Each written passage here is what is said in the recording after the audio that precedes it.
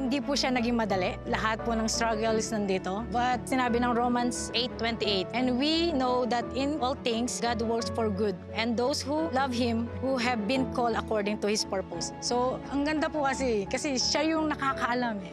Kumbaga po nangyayari yan because I have a purpose.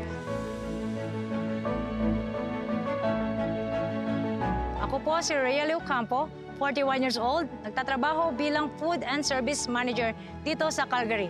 Ito po ang aking MX3 story.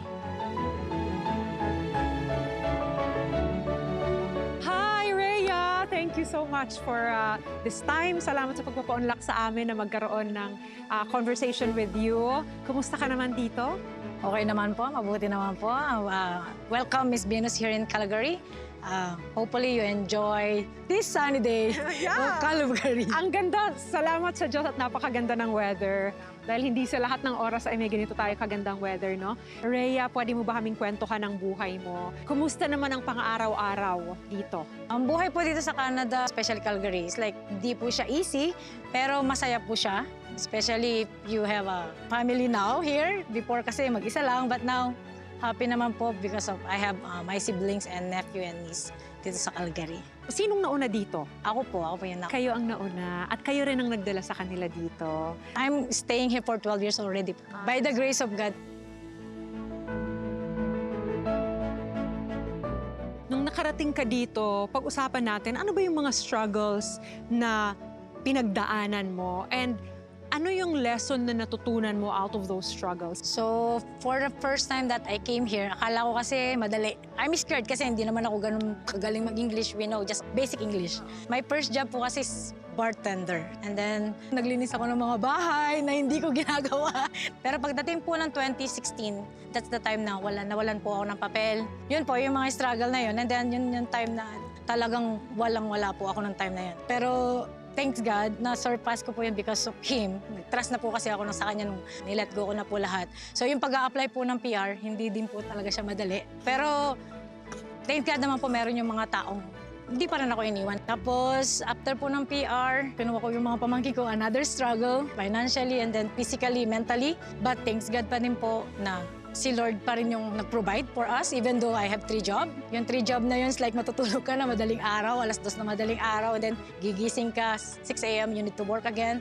It's really hard, but after that, it's like a blessing for me, for my family as well. So, yun po yung nakakatuwa. Yung bang parang hindi ko po akalain na makakaya ko siya because of Him.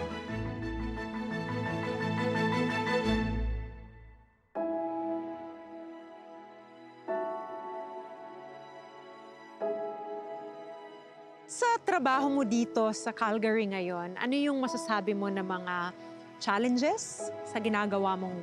Siyempre, of course po, as a manager ng isang food industry, hindi po siya easy, especially sales, labor, how to handle people. Siyempre, kailangan po din is equal sa mga tao. Oo. Sa mga staff, walang paborito, walang ano. So, give and take po. Like a manager and a crew, supervisor, kailangan give and take. Yeah. Ano naman po yung importante.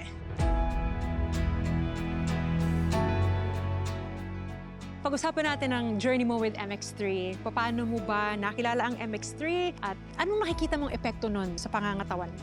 So, I know the MX3 because of my coworker. Tumatanda po tayo, so sabi ko, gusto ko magkaroon ng vitamins na maganda para sa katawan. It's really good po sa pagtulog, yung katawan natin is like energetic ka pagpasok mo sa work. Especially yung work ko po, nasa kitchen, sobrang init. And then pagkatapos ng work, lalabas, umuulan or nag-i-snow, sobrang lamig, nakakatulong siya to not get sick. Kasi importante po dito, hindi ka magkasakit. Then, paglabas mo ng work, kakawalk pa ako ng 5 kilometers. Nagmamarathon ka pa? Magmamarathon pa. Talagang naging magaan sa katawan yung pag-inom ng MX3. Dahil sa MX3, I can do more. Ay, maraming salamat sa MX3. Thank you so much, Rhea, for this time. And thank you that you have given us this opportunity na kausapin ka at i-share yung kwento ng Panginoon sa buhay mo. Thank you din po sa opportunity. Maraming salamat. Thank you. Thank you po.